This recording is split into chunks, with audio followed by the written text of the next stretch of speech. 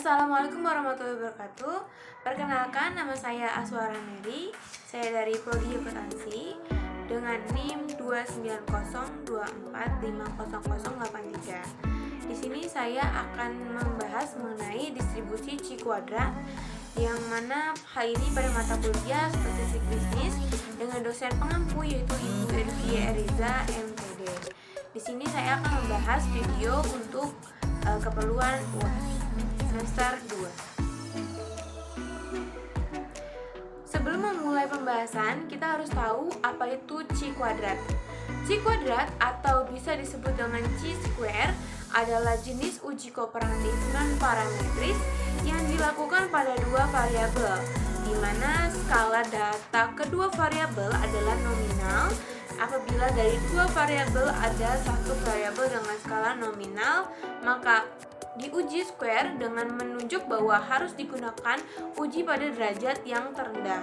Dengan kata lain, uji square adalah pengujian hipotesis mengenai perbandingan antara frekuensi pengamatan dengan frekuensi harapan, yang mana seringkali kita ingin mengetahui apakah frekuensi yang diobservasi itu berbeda secara signifikan dari frekuensi yang diharapkan. Untuk kasus di mana hanya ada dua peristiwa, maka dapat diselesaikan dengan metode C kuadrat. Lalu ada manfaat dari C kuadrat. Beberapa manfaat dari distribusi C kuadrat yaitu antara lain, yang pertama, untuk menguji apakah frekuensi yang diamati berbeda secara signifikan dengan frekuensi teoritis atau frekuensi yang diharapkan. Yang kedua, itu untuk menguji kebebasan independensi antara faktor dari data dalam daftar kontingensi. Lalu yang ketiga, itu untuk menguji apakah data sampel mempunyai distribusi yang mendekati dengan distribusi teoritis tertentu atau distribusi hipotesis tertentu, atau pula distribusi populasi seperti distribusi binomial, distribusi Poisson, distribusi normal. Lalu selanjutnya ada C kuadrat untuk uji goodness of fit test. Nah, goodness of fit test ini atau uji kecocokan ini merupakan pengujian terhadap kecocokan atau baiknya dengan kesesuaian antara frekuensi pengamatan pada sampel teramati dengan frekuensi harapan yang diperoleh dari distribusi yang dihipotesiskan. Maka rumus yang didapat adalah sebagai berikut. Adapun langkah-langkah untuk uji kecocokan, yaitu yang pertama ada buat rumus hipotesis. Yang pertama, contoh itu H0 adalah data distribusi binomial, lalu H1 adalah data berdistribusi binomial. Lalu yang kedua ada ditemukan taraf keberartian delta. Yang ketiga, kumpulkan data berdasarkan sampel acak berukuran N, lalu dihitung nilai-nilai EI-nya. Dan terakhir yang keempat itu hitung statistik uji masuk dalam rumus, kemudian bandingkan dengan X pangkat 2, hitung dengan X pangkat 2 pada tabel, atau DK sama dengan K kurang 1. Selanjutnya kita masuk ke uji keselarasan atau test of homogeneity. Uji keselarasan atau homogeneity test adalah uji statistik yang dilakukan untuk mengetahui apakah dua atau lebih populasi ini memiliki distribusi yang sama terhadap suatu kategori atau suatu karakteristik. Nah, uji ini menggunakan distribusi C kuadrat yaitu X pangkat 2 dan sering digunakan dalam analisis tabel kontingensi atau cross tabulation. Nah, untuk menguji apakah proporsi atau distribusi kategori dalam beberapa kelompok atau populasi itu adalah sama. Selanjutnya ada ciri-ciri uji keselarasan.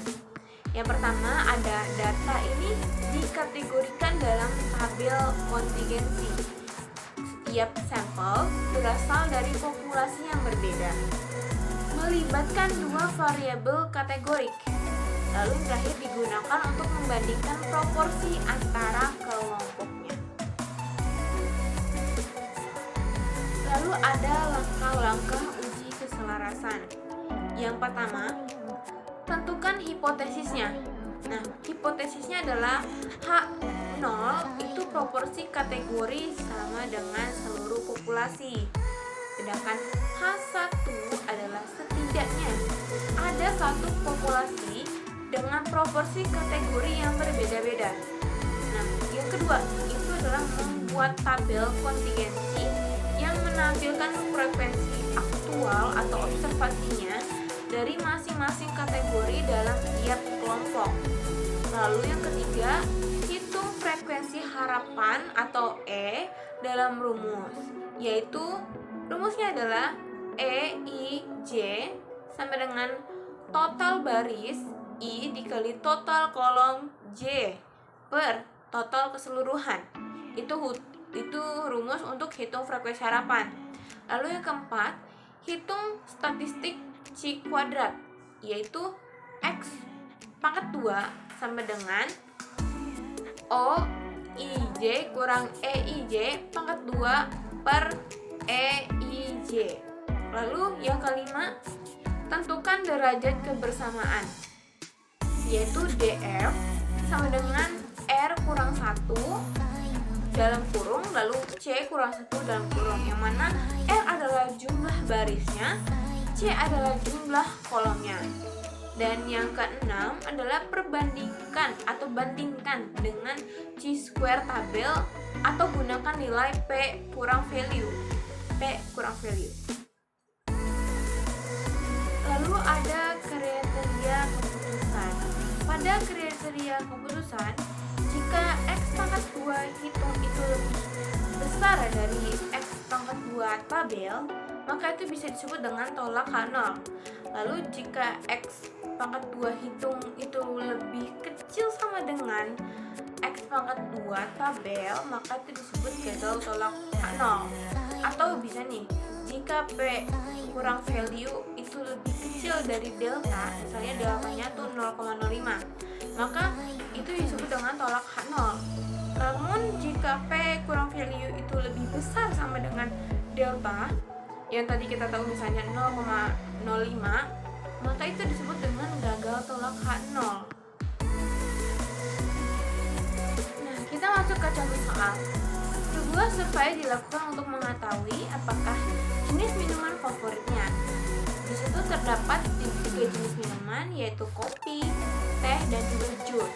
Lalu antara 3 kelompok, yaitu ada pelajar, mahasiswa, dan juga karyawan. Hasilnya adalah pada tabel berikut. Minat pelajar pada kopi adalah 10 orang, minat pelajar pada teh adalah 20 orang, minat pada jus pada pelajar adalah 10 orang dengan total 40 pelajar. Lalu ada mahasiswa, minat pada kopinya adalah 20, lalu minat pada tehnya adalah 10, dan minat pada jusnya adalah 10. Maka total dari mahasiswa adalah 40 orang. Sedangkan karyawan adalah minat pada kopinya adalah 70, minat pada tehnya adalah 20, dan minat pada jusnya adalah 10. Maka total dari karyawan adalah 60. Jika dilihat total keseluruhannya, maka baik itu minat dari kopi, teh, dan jus ataupun total dari 3 kelompok ini adalah 140. Uji apakah preferensi minuman ini berbeda antara kelompok tersebut dengan delta 0,05. Maka penyelesaiannya sebagai berikut. Yang pertama, hipotesis. H0 sama dengan distribusi preferensi minuman itu sama di semua kelompok, sedangkan H1 itu terdapat perbedaan distribusi. Dan yang kedua adalah frekuensi harapan. Itu masuk ke dalam rumusnya EIJ sama dengan total baris dikali total baris I dikali total baris kolom J per 140, total dari keseluruhan tadi 140. Dan lanjutannya adalah yang keempat, hitung X pangkat 2 menggunakan rumus X pangkat 2 sama dengan keseluruhan 0 dalam kurung 0 O kurang E pangkat 2 per E. Maka uraiannya sebagai berikut. Pelajar kopi itu adalah 2,97. Lalu mahasiswa dari kopi yang meminati kopi itu adalah 0,48. Sedangkan karyawan yang meminati kopi adalah sebesar 0,72, dan beralih ke pelajar yang meminati teh adalah 2,28, yang mahasiswa yang meminati teh adalah 1,29, lalu karyawan yang meminati teh adalah 0,10. Dan lanjutannya adalah yang keempat, hitung X pangkat 2 menggunakan rumus X pangkat 2 sama dengan keseluruhan 0 dalam kurung 0 O kurang E pangkat 2 per E. Maka uraiannya sebagai berikut.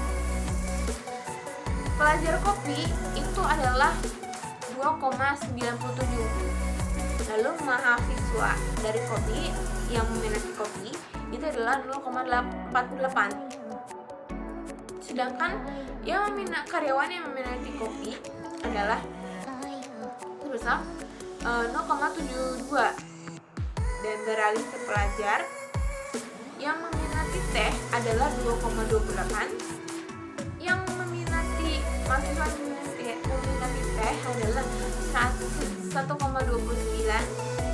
lalu karyawan yang meminati teh adalah 0,10. Lalu untuk pelajar yang meminati jus adalah 0,24, lalu mahasiswa yang meminati jus adalah 0,24 juga, sedangkan karyawan yang meminati jus itu adalah 0,64. Maka subtotal keseluruhannya adalah kopi itu dari pelajar, mahasiswa, dan karyawan itu adalah 4,17, sedangkan teh dari pelajar, mahasiswa, dan karyawan adalah 3,67, sedangkan jus dari pelajar, mahasiswa, dan juga karyawan itu adalah sebanyak 1,12. Maka kalau kita totalkan semua, 4,17 ditambah 3,67 tambah 1,12 adalah 8,96. Nah, yang kelima itu adalah derajat kebebasan.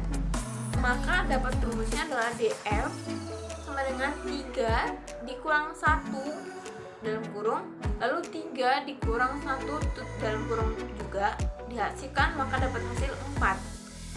Dia keenam, nilai kritis delta sama dengan 0,05 dengan DF adalah 4. Maka X pangkat 2 tabelnya adalah 9,488. Yang ketujuh, keputusan karena 8,21 itu lebih kecil dari 9,488, maka gagal tolak adalah H0. Nah, kesimpulannya, tidak ada perbedaan signifikan dalam preferensi minuman antara pelajar, mahasiswa, dan juga karyawan.